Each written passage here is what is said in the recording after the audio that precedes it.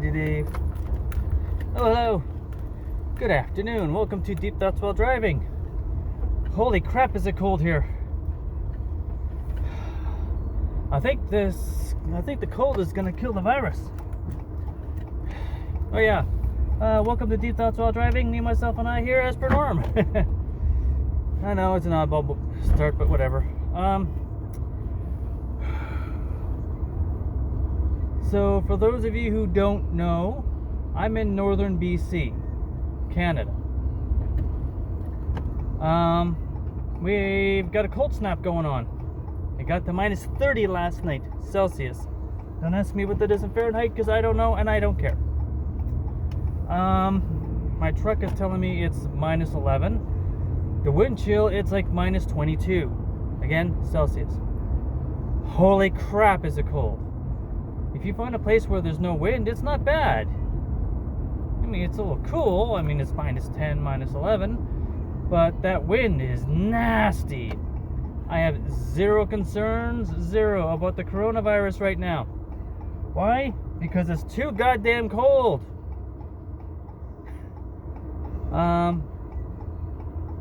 Any virus that can handle and be spread in a cold, in an outside cold environment, this cold, damn, it'll kill the dinosaurs. So I got some interesting information passed on to me. The buddy of one of my clients did some math, and it turns out they actually just stole it from one of the local news websites. The stats are that death from the common flu that's the flu, not the flu, but a regular, normal, everyday flu that we get around here, is about 3.5 to 3.7% death toll. So 3.5 or 3.7, depending on the virus in the year. Basically, on average, 3.6% of the people who get the flu die from it. It's usually the elderly, they get respiratory illnesses, and it just goes downhill from there, that kind of stuff. Okay. This coronavirus is like 2.5-ish, something like that. So, basically, again, only the elderly who get secondary infections and stuff are actually not surviving for the most part. The difference between a regular flu and this coronavirus is the coronavirus is it's a higher level of contagiousness, contaminability. You're more likely to catch it from a contaminated person than you are to catch the flu from a contaminated person. Does that make sense? And if not, you know what I mean. Figure it out. So, yeah. But even with the current statistics, more people have died from suicide than the coronavirus. If you go from when the coronavirus' original outbreak-ish to now, more people have died from suicide than from this virus. So it's highly contagious, but it's not likely to kill you. Unless you're old or have a compromised immune system. Elderly. So yeah, there is that.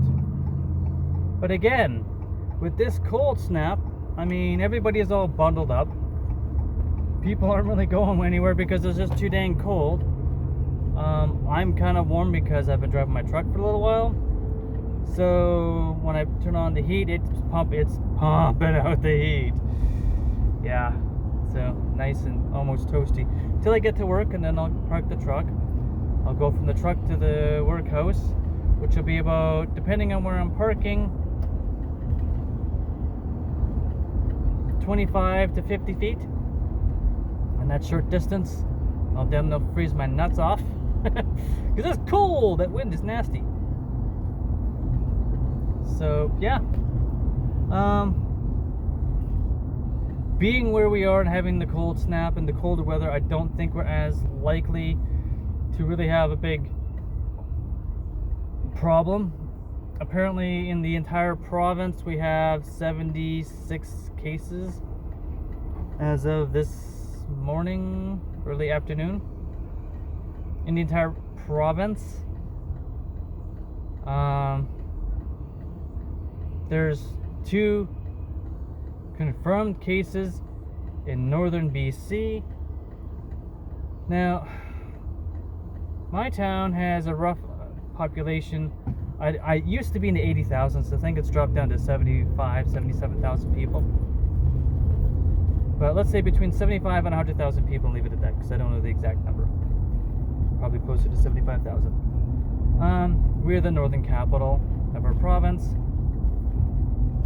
But there are a lot of other towns with, fairly decent sized populations. So for there to be 2 in this general part of the country, really? Like, it's not, most of them are in the lower mainland. Vancouver, Victoria, Nanaimo, all that. Although, basically, most of the lower mainland, Columbia, Surrey, and all that, is basically a great big suburb of Vancouver anyhow. It's all grown together. It's almost like a megatropolis, for crying out loud. I mean, you drive 15 minutes, you're in the next town at the worst case. I mean, like, seriously. So, that many people in such a confined space and that much travel, not surprised. But still, 74 cases down there in that general bottom half of the province. So I think, I'm starting cooking here. I think our colder weather up here, and we are getting a freakishly weird cold snap. Like, it's not supposed to be minus 30 Celsius, almost mid-March. Hey, it's not normal. Because, we got a couple weeks until spring. Don't feel like spring. Feels like winter's trying to come back and bite us in the butt. So, I think our colder weather is actually going to help a lot. It's going to keep people inside more. We are a lot more conscientious about the spread of airborne illnesses because, well, being more northern, you get a sinus cold and you're out in the cold and you start coughing a lot. Well, next thing you know, it can turn into a chest cold as well, and it can turn into bronchitis or pneumonia or bronchial pneumonia. It can turn respiratory because you're breathing in all that cold air and you're freezing the tissues. So yeah, we already cough into our elbows. We already, use tissues when we sneeze. I mean, like, really, we're a lot more conscientious, strictly because of the weather. And if not that, we got scarves covering our faces for most of it. I mean, really. So I'm not stupid. I'm not saying I'm not concerned. I'm just saying I'm not panic-stricken and stupid. That being said, to my knowledge, today Costco and Superstore still have no toilet paper. What the freak, people? It's a respiratory illness. I can see Lysol wipes, hand sanitizer, Lysol spray, gloves, masks. I can see a run on that stuff. I can see a run on canned goods and regular groceries, to stockpile in case you got to do, the 14-day self quarantine or whatever. Okay, I can see that. I can understand. That makes sense. But toilet paper. Took my son to a birthday party, and the mom, she's like, "Yeah, this is stupid. We're out of TP." And I'm thinking, how are you out of TP? What the freak, people? It doesn't make any sense to me. It really doesn't. Because in our household, go. Alright, don't go. Anyhow, we get the 36 rolls packs. When we're down to 4 36 roll packs, so each pack has 36 rolls in it, and we usually have a minimum of 4. When we get down to 4 of those, we buy another 2, 3, 4 36 roll packs of toilet paper. So realistically, in my household with 2 adults and an 8-year-old boy, we've got at any given point, unless we get a gastrointestinal bug where we're going to TP like it's freaking air, we basically got at least a month's toilet paper supply, if not realistically 2.5, maybe 3 months. I mean, if my wife has her period and is bleeding like a stuck pig, no offense, ladies, I'm not trying to be rude, and guys, if you're grossed out, grow up. But I mean, unless something like freakishly weird and unusual and insane is going on, we got anywhere from 1 to 3 months worth of toilet paper on hand at any given time. And we're buying more because we're getting down to that point. Right?